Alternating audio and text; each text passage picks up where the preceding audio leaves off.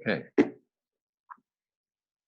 When the Buddha started teaching, he started right in with the topic of suffering. He explained the middle way. The middle way was Noble Eightfold Path. First factor of the path is right view, and the first truth in right view is the truth of suffering. And as he went on to say in another place, his teaching basically is about suffering and the end of suffering. And aside from that issue, he said he didn't want to talk about anything that would get in the way. When he defined suffering, he didn't say life is suffering. That would have been hopeless. And he didn't say simply that there is something. He said something a lot more specific, which is suffering is the 5 clinging aggregates. The aggregates are form, which is a physical form, feeling tons of pleasure, pain, neither pleasure nor pain. Perceptions, which are your labels you place on things. You see something red and you say red. You see this mug, you say mug, that's a perception. Fabrications, which are constructs that the mind puts together intentionally. And then finally, the act of consciousness itself. And as he said, it's because we cling to these things that we suffer. Most discussions of the Buddha's definitions of suffering focus on the aggregates. But as he says in many places, the real problem is clinging. There was actually a PhD thesis that was written several years ago, was printed as a book, in which the author said, the Buddha said, suffering is the 5 aggregates. And the author totally forgot about clinging. However, clinging is the real problem. So what this means is that when the Buddha said he teaches suffering and the end of suffering, what he's really teaching is clinging and the end of clinging. And with the end of clinging, then true happiness is found. So today I'd like to talk about the topic of clinging, because once you understand this, it helps you understand a lot of other things within the Buddha's teachings and within the Buddha's practice, the practice of those teachings. This morning we'll be talking about clinging itself and the various forms it takes. And then this afternoon's discussion will be on the end of clinging. The Pali word for clinging, upadana, is sometimes defined as desire and passion, and sometimes it's also used to describe feeding, the act of taking sustenance, and the sustenance in which we take. And of course, sustenance here is not only physical sustenance, like physical food, but also food for the mind. And so what the Buddha is basically saying here is that we suffer because of our feeding habits.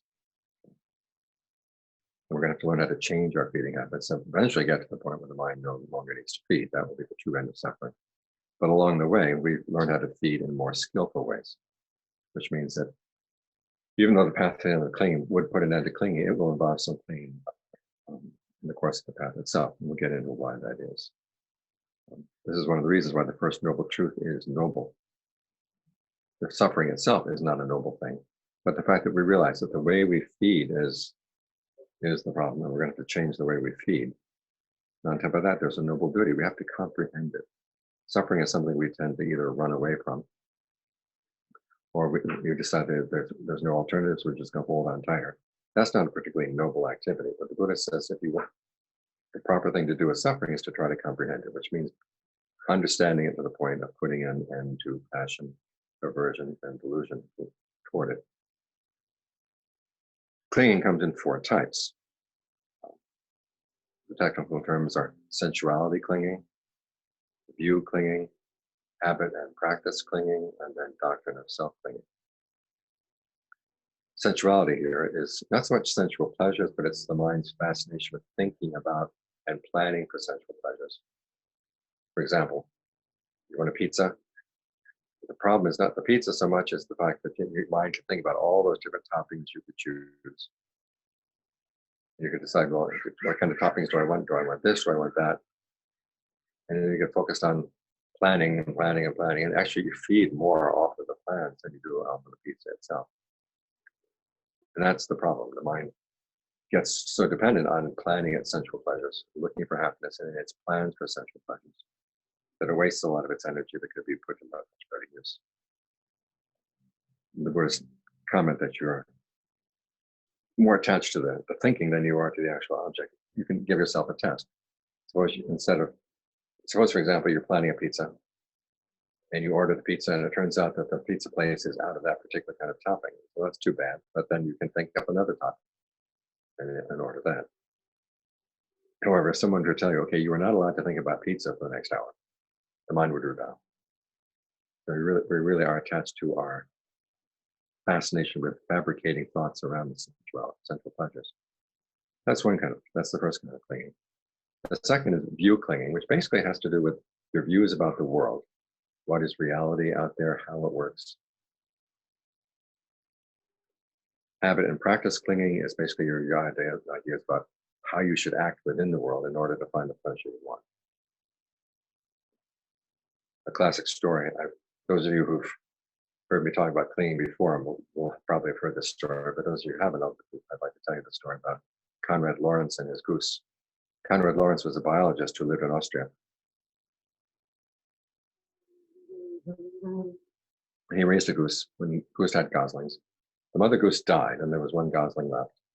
And so the gosling immediately fixated on Konrad Lorenz. And throughout the summer, wherever Konrad Lorenz would go around in the garden, the gosling would follow him around. As the fall came and it started getting colder, Konrad Lorenz realized he was going to have to bring the gosling, which was now a well-sized goose, into the house. And so one evening, instead of feeding it at its normal time, he simply walked into the house and left the door open. Well, the goose followed him in. And then it was the first time it had ever been in an enclosed space, and began to freak out. The house was arranged so that there was a hall leading from the door to the back wall of the house, with a window at the back wall. Then halfway down the hall, there was a stairway that went up to the right, which is run up to Konrad Lorenz's apartment. And so Konrad Lorenz walks in, goes up the stairway, but the goose thinks its main thought at that point is, I got to get out of here. It sees the open window, or what it thinks is an open window, and goes running toward it, realizes that it's closed. Meanwhile, Konrad Lorenz calls to the goose, so it turns around and goes back up the stairway. And then from that point on, every time the goose went into the house, it would first go to the window, back up, go up the stairs. And then over time, the trip to the window got shorter and shorter until eventually he would go to that side of the stairway, shake his foot at the window, and then head up the stairs. And then there was one night when Konrad Lorenz came back from work really late. And so the goose was really hungry. So as soon as Konrad Lorenz opened the door, the goose went running into the house and up the stairs. Got halfway up the stairs and stopped. Started shaking all over, and then very methodically walked down the stairway over to the window, then back up the stairs. So that's clinging to habits and practices. You're listening to your inner goose. And then finally, the fourth type of clinging is clinging to doctrines of self, is your sense of who you are, both as an agent and as a consumer. The agent, in other words, the person who can act within the world to find the pleasures that you want. And then there's a consumer, is the person, the you, who is going to enjoy the attainment of those pleasures. And if you look at your sense of self, that's basically the two functions it has. It's agent and consumer. And the Buddha is going to be focusing on both as problematic. So here we have four types of clinging. And in each case, you're clinging to a particular central habit of fantasizing about sensuality. View clinging, when you cling to views about the world, how it works, what is real in the world. 3, clinging to habits and practices, which are basically your ideas of what should be done, how you should act in order to gain the things that you want to gain. And then you as the agent consumer, in other words, you who will be acting within that world to find those pleasures. You can see that these 4 types of clinging are very interrelated. This is going to be important. The first 3 act as the arena in which your self acts. You have a sense of who you are, what you would like, and then you look around the world and see what kind of pleasures the world has to offer and how the world works so that you can act within the world in order to gain those pleasures. So here we are, the Buddha is talking about and saying that these are basically our strategies for finding happiness, and yet he says they're suffering. And they're suffering for several reasons. One is that we use them as a foundation for deciding what to do. And so we hope to have at least establish some sort of solidity for at least a little while in terms of what kind of world we're operating in, how it operates, what we have to do in order to pull the levers properly, and then how we're going to benefit from this. But however, we're creating these ideas out of things that are very ephemeral. The aggregates arise and they pass away. And so we're holding on to things that are precarious. And it's that fact of being precarious, that's one of the aspects of clinging that leads to suffering. The other, as I said, is, as the Buddha said, clinging is basically a type of feeding. And when you're in a position of having to feed, we like to feed, but you think about what it means. It means that your existence depends on something that is somewhat outside of your control. And it requires a constant act of feeding. There's never a point where you feed until you get enough. So it's an incessant, where's the next source of food? Where's the next source of food? Where's the next source of food? So this is why these types of clinging are suffering. Now the Buddha is going to be saying, as we find this afternoon, that you're going to have to take on certain skillful types of clinging in order to follow the path. That'll be one of the main lessons that we learn in the course of the day, is that you don't just drop your clinging. You first have to learn how to engage in skillful clinging before you get to the point where you no longer need to feed. But a few more things about why these things are suffering. First, with sensuality, of course, the pleasures are inconstant, and they often involve conflict. When the Buddha is talking about the drawbacks of sensuality, many of the discussions have to do with the fact that once you gain something, someone else will want it, and they'll try to take it from you, and so you have to defend it. This is why there's fights within the family, fights between families, fights within countries, fights between countries, because of our attachment to sensuality. In terms of views, sometimes this is defined as holding on to fixed views. In other words, you have a view that you hold on to no matter what. But actually, the Buddha includes agnosticism as a type of view that you could cling to and also suffer over. You also suffer from doubt when you realize that you don't really know, say, how the world is or how it functions. There's a lot of suffering there too. So in that case, you're hanging on to the view of doubt. So it's not just people who are certain about the truth of their views, but it's also any kind of view about the world is going to have an element of instability in it. And the fact that you're trying to feed off of something that is created out of ephemeral raw materials is going to involve suffering. The reason we have to have views like this is we have to calculate. When you're going to act, it's going to involve effort. And you have to ask yourself, is the effort worth it? And so you're going to have to look at, is the world designed in such a way that the effort I would put in, say, to long years of meditation, would that be worth it? Is the effort that I put into having a career, would that be worth it? We have to have some idea about the world in order to make that calculation as to what kind of efforts are really worthwhile. Talking about habits and practices, sometimes this particular type of clinging is translated as clinging to rites and rituals. And a lot of people say, especially in the modern world, so I don't have any rites or rituals in my life. But it's not just that. It's any habitual way of acting that you see at that particular point of time is something you should do. That's the word sila there, which is sometimes translated as precepts. It also means habit. What are your habits? The habits, like the habit of the goose and running to the window. But you also have skillful habits. They will involve some suffering, but you engage in the skillful habits because if they really are skillful, they would lead you to something that's better. There will be some suffering involved in clinging there, but it's for a good purpose. And for the most part, there are a lot of people that cling to habits and practices that are really unskillful and will lead to all kinds of problems down the line. As for doctrines of self, these involve defining what you think you are, what your self is, and then it also involves the question of, does this self exist?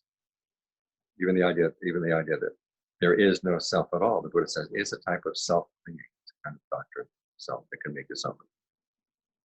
And the term self here does not necessarily mean a permanent self. It could be any sense of self that you might hold on to. You as the agent and you as the consumer. Whether you decide that self is permanent or decide it's temporary. Clinging to any of these ideas would be a form of suffering. And we do these things, as I said, for the sake of the pleasure that comes from it. But the problem is that we often limit ourselves. We focus on a lowly pleasure, which closes off the road to a higher pleasure. And also, as I said, we're in a precarious position because the raw materials of which we make up our clinging are constantly shifting on us. So we constantly have to shore up our position and look for new things to cling when we realize that things we're clinging to at the moment we can't hold on to any longer. But this is the mind in a position of having to cling That's where the suffering is. And the Buddha is going to be teaching us how to put the mind in a position where it doesn't need to cling, where it doesn't need to. That's the possibility that he opens up to us. I mentioned earlier that the different types of clinging are interrelated. The first three, sensuality, views, and habits and practices, are the arena in which your self acts.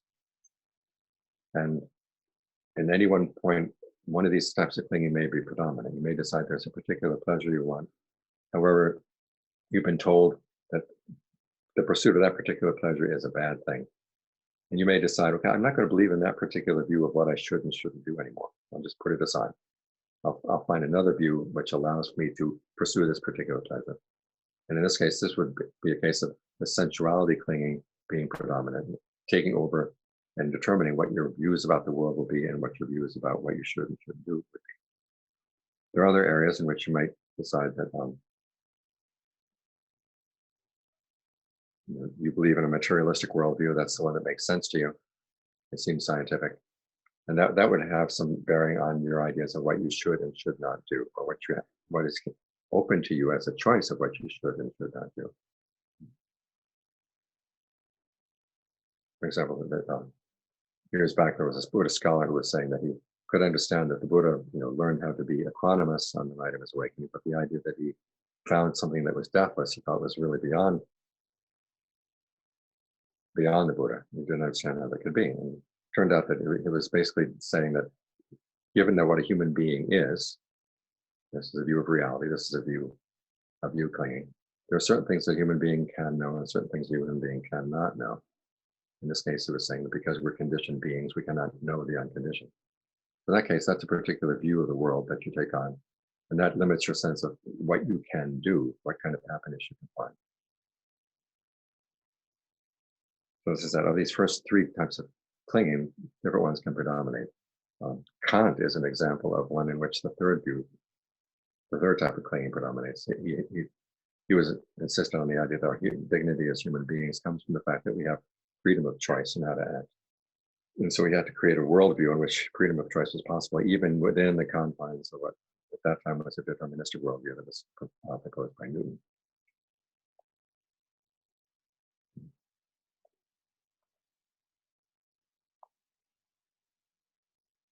So when we look at these different types of clinging, it's a very useful way of analyzing our addictions. You're addicted to a particular sensual pleasure, and then your view of yourself, your view of what you should do in order to get that pleasure, and your view of the world in which you're functioning will be determined by that particular addiction. And so one of the ways of getting past the addiction is one to find an alternative pleasure. And then you also have to change the person's views about him or herself, the person's views about what should and shouldn't be done, and views about how the world functions. So these are all interrelated. Sometimes, however, they're in conflict. You look at those first three types of clinging, and Freud had a lot to say about them. In other words, there's the pleasure principle that he said that would correspond to sensuality clinging. And also the id, what the id wants, as far as Freud was concerned. And then the views about the world would be the reality principle. And then finally, there's the idea of what should and shouldn't be done. That would be your superego. And then you have yourself, which is the ego, which is trying to negotiate all these things. And in the worldview in which he had, those first three types of clinging were all at odds. The shoulds were telling you one thing, your desires for sensuality were telling you something else. And your poor little ego was caught in between, trying to negotiate among them. Of these types of clinging, even though I said the first three are the arena in which the self acts, the most basic type of clinging is clinging to the self. It's because we have a strong sense of who we are and how we will benefit from our actions, that we are interested in views about the world to begin with. We're interested about what should and shouldn't be done. We're looking for happiness for ourselves. As the Buddha said, only when you uproot this particular kind of clinging will you be able to uproot the others. There will always be, as long as there's a strong sense of self, or clinging to a particular sense of self at any one particular time, it will then spread out into these other types of clinging. And this is the only one where the Buddha actually goes into detail about how the clinging relates to the five aggregates. He says we tend to define ourselves around each of the aggregates in any of four ways. Take form as an example. You either identify that you are your body, or else the body belongs to you. You're something separate. You're something related to the body, but separate from it, which is the owner of the body. Either that, or you are in the body. There's a little you inside that goes looking at your eyes and listening at your ears. Or else the body is in you. You might think of yourself as being a cosmic self, and then the body is simply a physical function within that larger sense of self that you identify with. So you have, in other words, you identify with the aggregate, you identify yourself as the owner of the aggregate, you identify yourself as in the aggregate, or as the aggregate in you. And that can apply to any one of the five aggregates. So all in all, there are 20 different ways, the Buddha says, of identifying yourself. It's for this reason that many schools of Buddhism focus all their attention on this one. They say if you let go of your attachment to self, then you let go of everything else. Now, they're right on one count, which is that those two roles of the self explain why clinging is suffering. You're constantly having to provide for yourself. And as you consume things, and you use them up and you need more. So it's this constant position of instability in which you find yourself. That's what makes all these forms of clinging into suffering. But because the self negotiates among the other forms of clinging, it's deeply embedded in them. Like your sense of yourself, you as the producer, is based on the sense of the different range of skills that you have. And the fact that those skills function well within the world that you've been inhabiting for a long time. Now you see this gets challenged when you go to a different country, where the society operates on different principles, and all of a sudden the skills that you had before are no longer useful. Or society itself undergoes a big change. We've seen a lot of this with the pandemic. People who were able to function very well in the pre-pandemic world suddenly find that it's very difficult to function in the pandemic world, because what the skills that they had that worked before are no longer working. What this means is that in order to undo clinging, we have to work on all four forms of clinging. See how your sense of who you are is embedded in a particular worldview, or a particular way that you see the world works. How it's related to the range of skills that you've developed in your sense of what should and should not be done. And also the pleasures that are available to you in terms of the different things, like forms of sensuality. And sensuality here doesn't mean just blatant sensual pleasures, but also anything that comes in through the senses, in which you find pleasure in terms of having a status and having a particular power within society, or having a particular range of relationships in society. All of these things play a large role in defining your sense of who you are. So that's basically the Buddha's analysis of why we suffer, what suffering is, and why we suffer. And again, we suffer because we cling. The clinging, in fact, is the suffering. It's suffering because we're in a position where we have to feed all the time. Feeding is a precarious position to be in.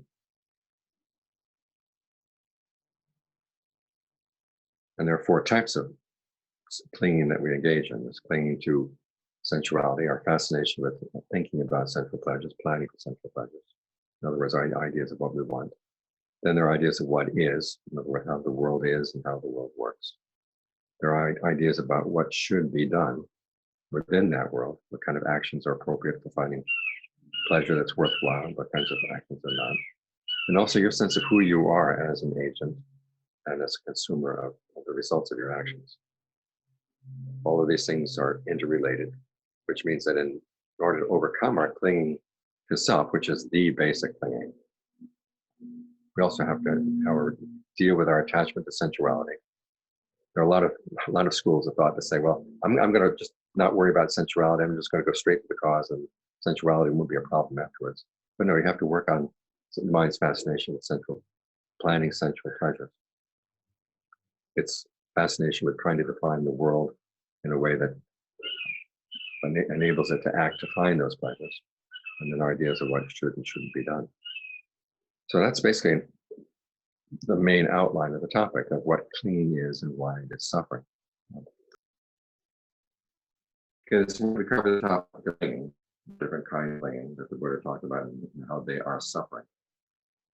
And as said earlier, he said that his teaching was focused on suffering and the end of suffering, which means basically clinging and the end of clinging. So we did clinging this morning, we'll do the end of clinging this afternoon.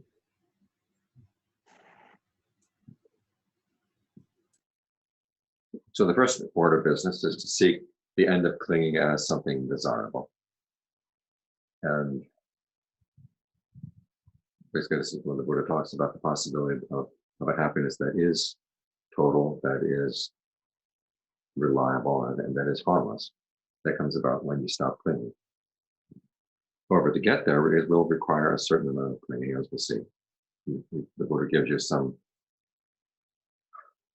temporary clinging to hold on to. They're part of the path. However, of the four kinds of clinging, the only one that does not have a role in the path is sensuality clinging.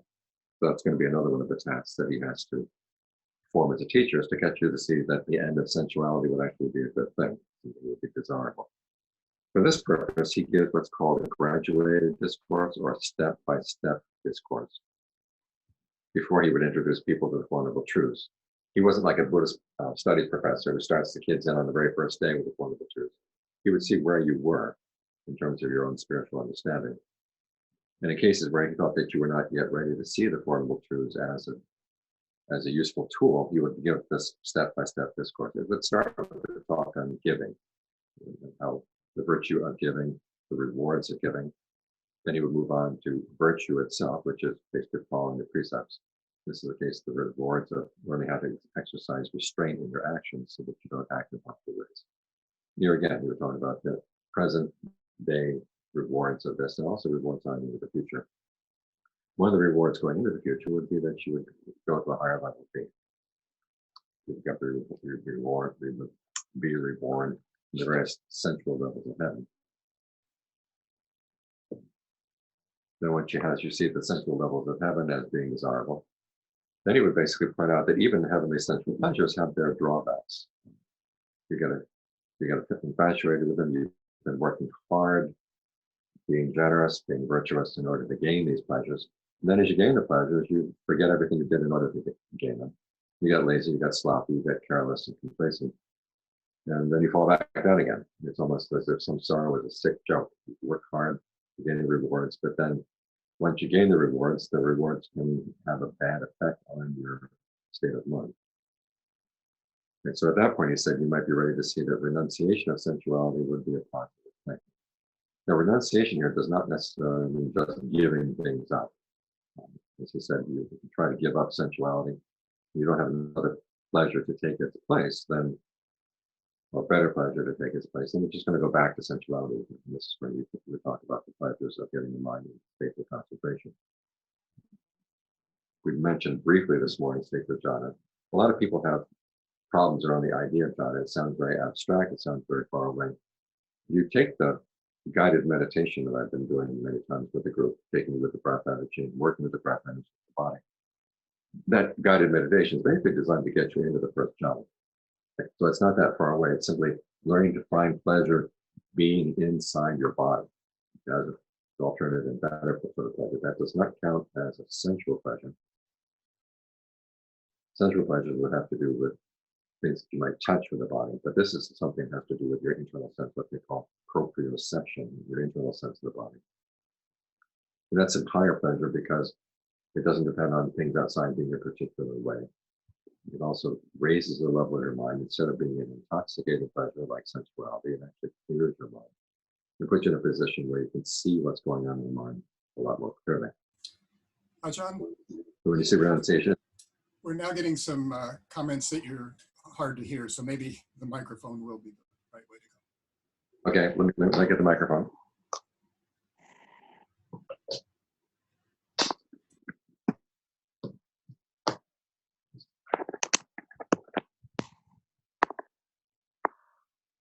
Okay, is this better? Okay, I'll stick with this then. Okay, the Buddha would give you a step-by-step training or a step-by-step talk in order to get the mind ready to the point where it could actually see sensuality as being something positive. Let me reiterate a few of the points I just made. He would start with a talk on generosity or giving, talking about the goodness of giving, the goodness that's done for other people, but also the rewards that there would be there for yourself. Rewards in the present life and the rewards in the future life. Then it goes on into the rewards of virtue. In other words, observing the precepts, behaving in ways that are harmless. Here again, the rewards in this lifetime and in future lifetimes. And talking about future lifetimes, you would talk about the pleasures of heaven, which are even higher than the sensual pleasures of the human realm. But then you would talk about the drawbacks of those pleasures, the fact that you get used to them, you get lazy, you get careless, you get sloppy, you stop doing the good things you're doing. You get used to having your desires met very quickly, which is really bad for your character.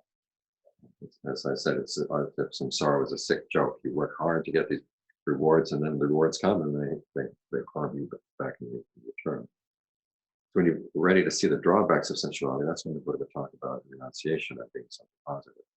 Now, renunciation doesn't mean just giving things up, giving up sensual pleasure. You have to find an alternative pleasure to take its place. This would be the pleasure of jhana, pleasure of concentration. Now, when people hear the word jhana, they tend to think that it's something far away and distant. But if you follow the guided meditations that have been given to the group over the years, you work with the breath energies in the body, those instructions are basically designed to get you into the first jhana, the sense of well-being, the sitting here breathing. This pleasure is better than sensual pleasure because it puts you, the mind is clear about what it's doing. It's not intoxicating, it's harmless, it doesn't depend on the world outside being a particular way. And so it's a much better pleasure, and it's actually conducive to seeing how the mind creates suffering for itself in ways that it wouldn't see otherwise. That's when you're ready for the Four Noble Truths. You know, the Four Noble Truths are basically a view about suffering, its cause, its cessation, and the path to its cessation. So you notice what the Buddha is doing here. He's giving you new things to cling to as opposed to the old things you've been clinging to in the past. You have a view of the world, which includes a view about karma and rebirth. This underlies the Four Noble Truths. In other words, you are free to make choices about your actions. And karma here doesn't mean that your present moment experience is totally determined by the past. It's basically, well, it's a situation like the past provides raw material for your present moment experience, but then you have to shape that experience here in the present moment through skills that you develop. And basically, this will determine whether you suffer from, you can even suffer from good past karma, or you can learn how not to suffer even from bad past karma. This is one of the reasons why I meditate. So you have a view of the world in which abandoning sensuality becomes a should for your happiness. So this gives you an idea of a habit and practice that you should be following. And then you are defined in terms of multiple lifetimes. So there's a certain view about who you are, what you are, based on your attachments. We talked about this a little bit earlier. That attachment is somebody that can continue with the mind even as the body dies. And we'll go on and find another place to go. So the Buddha is giving you new things to cling to in terms of views about the world, your ideas about what you should be doing in that world, and who you are within that world. The image that's used in the canon is the image of a raft. You get a raft, you're on this shore of the river, it's unsafe. There's a farther shore of the river, it's safe. To get there, however, there's no nirvana yacht that's going to come over and pick you up. You have to take the twigs and branches and other things that you find on this shore, bind them together, and then as you hold on to that raft, it will take you across the flood. Then when you get to the other side, then you can let go. But if you try to let go before you get to the other side, they get swept away. So these are new things that the Buddha would have you cling to. When you get beyond the views about karma and rebirth, then you get to the views of the Four Noble Truths, the Eightfold Path. Give your views about suffering, about the path of practice, and the alternative non-sensual pleasure, as I said, which is the practice of concentration. He also has you take on assumptions about yourself. Karma still plays a role here. You are capable of choosing the path, and you are capable of benefiting from it.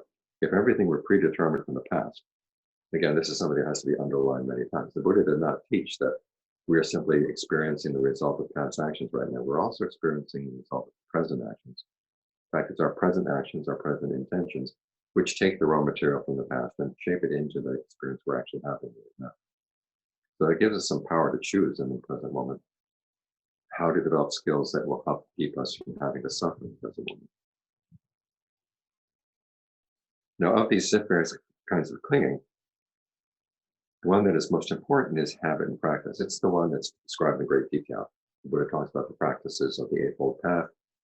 He talks in terms of the five faculties, the five strengths, the 7 factors for awakening. He goes into a lot of detail about the practice of virtue, a lot of detail about the practice of concentration. And then he gives very detailed instructions on how to learn how to analyze the present moment in terms of dependent core arising, in terms of the Eightfold Path, in terms of right view. So it's what you're doing, your precepts and your practices. Those are the things the Buddha talks about in a lot of detail. As for your views about the world and your views about yourself, those are just sketches.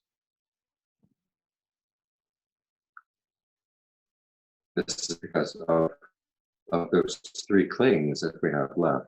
In other words, the clinging to views, clinging to habits and practices, and clinging to self. Views about the world and your ideas about yourself, those go together to create states of becoming. Once you've got a state of becoming, then you're going to be suffering. So the Buddha wants you to focus instead on what are you doing right now? To pull your attention away from your ideas of what you are and your ideas about the world, to get you focused on what am I doing right now in terms of my actions? Are they skillful? Are they not skillful?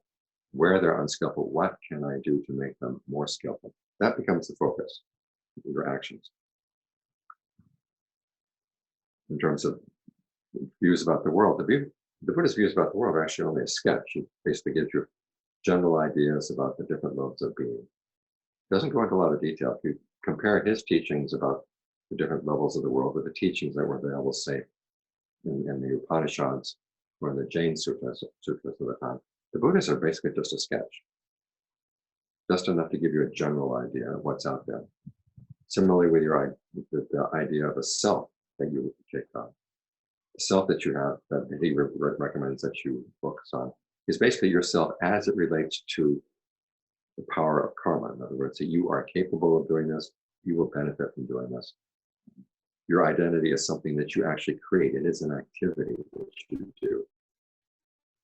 And it's an activity that doesn't have to depend on the body. It simply depends on consciousness and craving. And it can keep going indefinitely, even when the body dies. It will find a new body.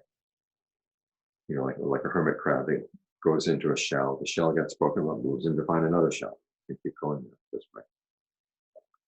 Similarly, with the views about the world, the Buddha's focus when he talks about the world is how causality works. In other words, when things are not totally predetermined, at the same time, things are not totally random.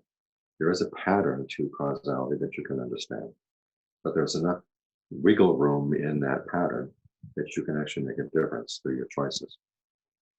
Beyond that, the Buddha doesn't go into a lot of detail, but he's focusing again on the world as it relates to your actions, and also your sense of yourself as it relates to your actions, because the focus is going to be on what you're doing. An important step in all this, as I said, is to see your sense of the world and yourself, and even states of concentration as actions. The Buddha has different strategies for getting you to see this.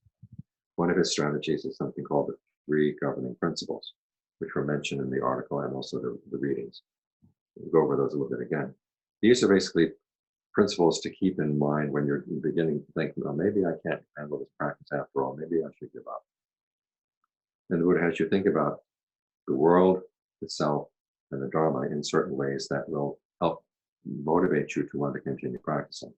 In terms of yourself, he has to remind yourself that I got started on this path because I wanted to put an end to suffering. I saw that there was a lot of suffering around me, and I saw the possibility that I might put into it. If I give up now, do I love myself?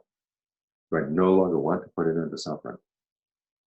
And basically, what he's telling you to do here is ask you, how are you defining yourself right now? Which desires do you want to identify? He's making you sensitive to the fact that you actually have choices. Different desires come up in the mind, and you have the choice of which desire you want to identify with. So it is a choice that you're making. Your sense of who you are, what you want to identify within yourself is a choice that you're making.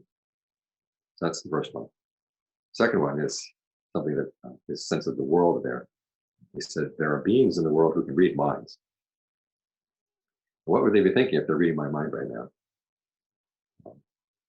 And here I'm trying to hear someone who got on the path and is now giving up. One, wouldn't I be embarrassed to have them read my mind? But it's this way.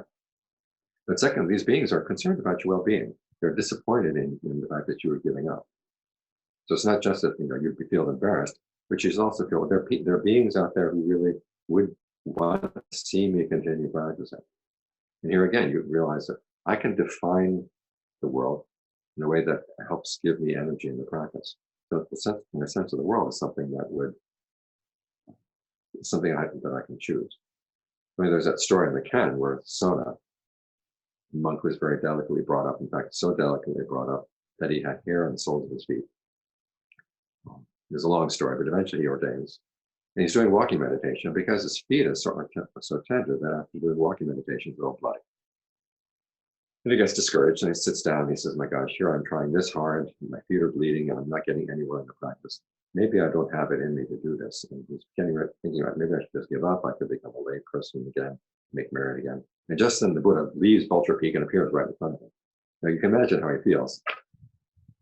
How would you feel? You're sitting there thinking, I think I'll give up tonight. I don't want to meditate. All of a sudden the Buddha appears in front of you. Are you thinking of giving up? And someone says, yeah. And then the Buddha gives that famous image of the person playing the lute. In other words, if you tune the strings too tightly, you're not going to be. It's not going to sound good. If you tune them too loosely, it's not going to sound good. You tune them just right, and then you can pick up the theme of your musical composition. In the same way, he says, you think in terms of the 5 faculties, which are conviction, persistence, mindfulness, concentration, and discernment.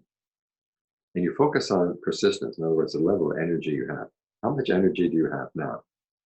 So focus on that. Get the right level of energy for what you're capable of doing right now. And then adjust your conviction and mindfulness and concentration and discernment to that. In other words, you've been working hard all day. You come back home and you're really tired, and just sitting in meditation for an hour would be quite an accomplishment. And this is not the time to say, I'm not going to get up until I've achieved unexcelled awakening. Your intention should be, I'm going to sit through this. I'm going to try to make it through the hour or however long the meditation session is. That's plenty for at that time. And so you adjust your expectations as to how much concentration you're going to be able to manage and how much discernment you're going to be able to develop based on the energy you've got. So in a case like this, you see the Buddha came to him, he read his mind, but he didn't just simply pass judgment on him, he came to help. He was concerned about Sona. And it turns out Sona takes the instructions and becomes an arahant. And so you can think about the world not so much in terms of what you read on the Huffington Post or what you read on Common Dreams or other websites. That's one way of defining the world. Another way of defining the world is that there are people out there who are practicing, would be encouraged to see other people practicing as well. Here I am practicing. I can make myself one of those people. That's part of the world as I define it for the sake of my practice. So here again, you're beginning to see how you can look at different aspects of the world and then focus on the aspects of the world that are actually helpful to your practice. These are choices that you're making. Finally, there's the Dharma as a governing principle. You think about the fact that here it is, an excellent Dharma. It's still alive. It's still available. It's not going to be available forever. I may waste many lifetimes not practicing, come back finally to get to the point where the Dharma is just, the word itself is no longer remembered. Here, however, I've got the opportunity now. And it's a practice that if I follow it, leads to the end of suffering. I should try to make the most of it while I can. So these are 3 ways of thinking about yourself, thinking about the world, and thinking about the actions that are available to you now.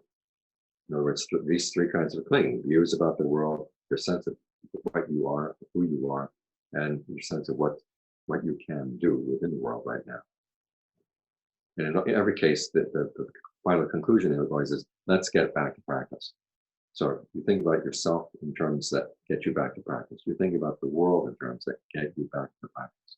You think about the Dharma in terms that get you back to the practice. So as I said, the main focus there is the habits and practices that you're going to be developing, that you're going to hold on to. Now, another strategy the Buddha uses is what we know his 5-step strategy. This is not the 12-step, this is the 5-step. It's more economical, more to the point. And it's basically how to focus first on things that are getting in the way of the practice. The unskillful mental states that come up, greed, aversion, delusion, sensual desire, ill will, sloth, and torpor. The Buddha says you want to look at these things in terms of 5 factors. The first one is, what's the origination of this unskillful state? What causes it for us? When it comes, what sparks it? And in the Buddha's analysis, there's something inside the mind that wants it. That's what sparks it. And then that desire will go for a while, then you drop it, and it will pass away. This is an important insight to get, because sometimes, say, anger comes and you're really angry for about an hour, and you have the perception that the anger lasted for the entire hour. But the Buddha is basically saying, no, it comes and it goes, and it comes again and it goes again, comes again and goes again. And you want to see that. When it comes, what sparks it? When it goes, what happened that made you let it go for a little bit? Did you simply forget it? Well, why did you forget it? If it was something you felt was important, why did you let it lapse? Something inside you said, it gives up on it for a bit. It feels that it's tedious, it feels that it's burdensome or whatever. But that's for some reason you pick up. There's a classic story of a monk in Thailand back in the 19th century who was famous for having a very sharp tongue. And as I said, all the rich and powerful people in Bangkok, there was nobody who could tell them off. They would go visit this monk and he could tell them off. And so there's this one woman one time who lost her son, and she was really upset about this. He was young, he shouldn't have died so early, and it was her only son, and so she was just miserable. And so she said, well, maybe he can tell me something that'll get my mind off. And so she goes in to see him, and she complains that ever since he died, he's just been full of grief and hasn't been able to let go of the grief for even a second. And he looks at her, and she's saying this in front of a group of people, and he's saying, you're just saying that to show off. And she was startled. And so she said, how can you say that? It's my only son. And then she, without bowing down or anything, she just got up and left. And she went home and she was furious with him for about an hour. And then she realized that during that entire hour, she had not thought about her son once. And so she went back and she bowed down and thanked him. So it's an important insight when you have something that's obsessing the mind, and it's not always there. It comes and it goes. And if it's going to last, it's something you have to dig it up again. And that gets to the 3rd step in the analysis, which is, what's the allure? What is attractive about this particular mental state? If it's something unskillful and you told yourself many times you don't like it, oftentimes the question is what you find as alluring about that state is something you don't like to admit to yourself. This is one of the reasons why this is the kind of analysis is best done when the mind has been still for a while and you have this alternative sense of well-being that comes from the concentration, so that you can actually look at the unskillful things in your mind and not feel threatened by them. You find yourself, okay, there's this reason I feed on this, and it's not something I'm proud of. It's not something I want to tell anybody else. It's not even something I want to tell myself. But if you can admit to yourself, oh, I like this anger for this reason, whatever it is that you like the anger for, or I like sensual desire for this reason, I like lust for this reason, I like anxiety for this reason. When you can see the real reason, then you can compare it with the 4th step, which is to see the drawbacks. Then if you actually follow this thing, where does it take you? The Buddha says, you ask yourself, if I were to think of this for 24 hours, what would it do to my mind? If it had a bad effect, if 24 hours had a bad effect on my mind, why do I even want to think about it for a second? It's in the step of looking at the drawbacks that the Buddha would bring in what he calls the 3 perceptions. Now here in the Buddhist tradition, the name has been changed to the 3 characteristics. And the characteristics of things being inconstant, stressful, not self. Sometimes you hear it as impermanent, suffering, not self. But the Buddha never talks about them as characteristics. He says these are perceptions that you want to apply to things, that you want to get past, that you want to develop this passion for. Because that's going to be the 5th step, which is to feel this passion for whatever the mental state was. And so you look at whatever it is and you say, okay, this is something that comes and goes, comes and goes. It's not reliable. It's stressful to think it leads to bad consequences. Why do I want to identify with it? In other words, the Buddha's not saying here you're coming to the conclusion there is no self, simply that this is something you don't want to identify with. You can see that you can compare the allure with what the real allure is, and you can compare that with the drawbacks. And then you finally get to the fifth step, which is to feel dispassion for it. Now, when there's dispassion, that's basically comprehending that particular instance of suffering. You finally comprehend it to the point where you can let it go. So that's the Buddhist 5-step program. You see the origination, you see the passing away, you see the allure, the drawbacks, and then finally you see the escape, which is dispassion. Now, the Buddha first had you apply this analysis to things that are unskillful. In other words, anything that would pull you away from the raft. Swimming across, holding onto the raft, and there's something that's dragging you down. Well, you learn how to let go of that so that you can hold on to the raft. But there comes to a point where you have to learn how to let go of the raft itself. You've got to the other shore. You don't want to just kind of hover around the edge there. You want to actually get off the raft and on the shore. And here the Buddha talks about two different ways that you can do this. One, you focus on that practice of concentration. You look at your state of mind, and here the Buddha says, first get that concentration so that you are really skillful at it. This is nothing to do. This is not an analysis to apply. When you first get the mind into concentration, you want to get familiar with the concentration, and then you look at it and see this too is composed of 5 aggregates. There's form, for example, you're focused on the body, focus on the breath. Okay, there's the form of the body, which is breath. And there's the feeling of pleasure and the concentration. There's the perception that's holding you there with the breath. There's the fabrication, which might be directed thought and evaluation, where you're thinking about the breath and evaluating the breath to make it comfortable. And finally, there's consciousness, which is the awareness of these things. In other words, the 5 aggregates are even there in the concentration. And so here the Buddha would have you apply the perceptions of not 3 perceptions to see the drawbacks of even the concentration. And he says that you then would incline the mind to the deathless. In other words, see, I would like to find something that's not fabricated. Because even the subtle pleasures of concentration have their disturbances, they have their unevenness, there's a subtle level of stress there. When we get past that, you incline the mind to the deathless. And then he said you might have an experience of the deathless, you might latch onto that. This is one of the rare cases of clinging where you're actually trying to cling to something that is not temporary. But the fact of the clinging itself, the activity of the clinging, that is temporary, that is fabricated. That's what prevents you from having a total experience of awakening. Now, it does allow you to have a lower level awakening, which is not bad, but still it's something you want to get past. That's where you would apply the perception of not self, even to things that are not fabricated. Say, but this too is something I don't want to hold on to. You let go, and then you let go of that particular clinging, then the mind experiences awakening. So that's one way in which you let go of the path. Another way is to look simply, as the Buddha said, you look at the contents of your 6 senses, everything that comes into the eye, ear, nose, tongue, body, and the mind. See it all as that's your world. That's what the world is created out of.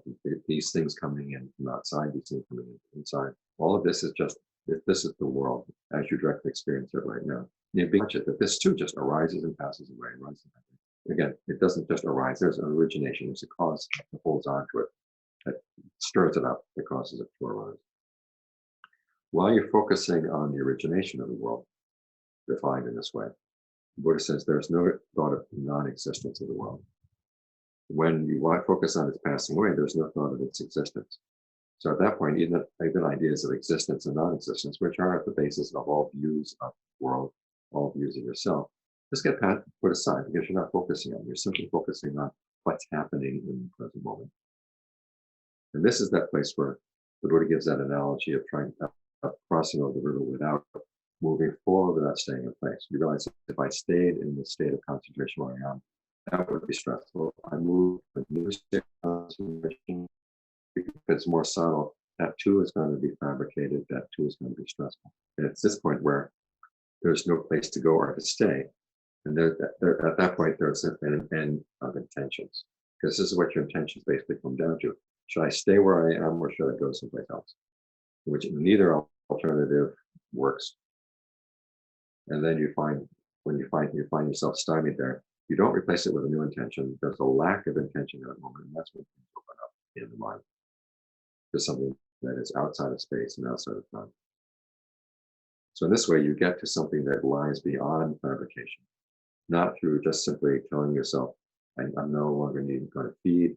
You've been feeding yourself on something good, i.e. on the path. And then finally, when you realize, okay, even food that comes from the path, even the activity of feeding on the path, that too is stressful. I want to find something that is even more undisturbed than that. At that point, the mind has been trained in such a way that it is ready to open up to something timeless. So this is the Buddha's strategy. He doesn't have you just stop feeding and say, or stop clinging. He'll give you something better to feed on, give you something better to cling to in terms of a healthy view of yourself, of being capable of following the path, a healthy view of the world, which emphasizes the power of your actions, the power of your choices, so as to focus you on that one form of clinging, i.e. habit and practice clinging, what you are doing right now. And then the question of how can you do things more and more skillfully? That becomes the big question as you practice, and that's what you hold on to. And as you hold on to that, then you get the mind in a deeper state of concentration. You get the mind so that it can look at the things that would pull it out off the path. You can see more clearly what their allure is, what their drawbacks are, so you can develop some dispassion for them. So you stop fabricating those things that would pull you away from the raft. And in this way, you finally get to the mind to a state where the only thing you're left to, the only thing you have left that you're still clinging to is the path itself. And then he gives you strategies for learning to let go even of the path, so that you can find the darkness. So in other words, we don't starve ourselves, but we find a state that doesn't need to be sustained, that we don't have to feed anymore in order to maintain it. That's when the mind can let go and find true release. And that would be the end of suffering. An analogy that we can think about is a bird cage. When I was 9 years old, we had a parakeet for the first time. And my mother told me one day to feed the parakeet. And I wasn't really all that mindful about what I was doing. And so the parakeet was latched onto the door of the cage. So I opened the door, and of course the parakeet got out. And then we spent a day chasing the parakeet around the house. But that image is stuck in my mind. I think it's an appropriate image for what we're doing here. You hold on to the walls of the cage, other parts of the walls of the cage are aside from the door. Even if the door is open, you're not going to get out. But if you're holding on to the door swings open, then you're out. And so here, holding on to the raft or holding on to the path, that's the door that swings open that allows you to escape. So that's the Buddhist strategy for putting an end to clinging. Not just telling you to stop clinging, but giving you something better to cling to, so that you can let go of other unskillful clingings, and then finally get to the clinging, let go of the path itself, let go of the raft, and you've reached the furthest shore, and then you're safe. So those are things I wanted to talk about this afternoon. We can open the floor now for questions.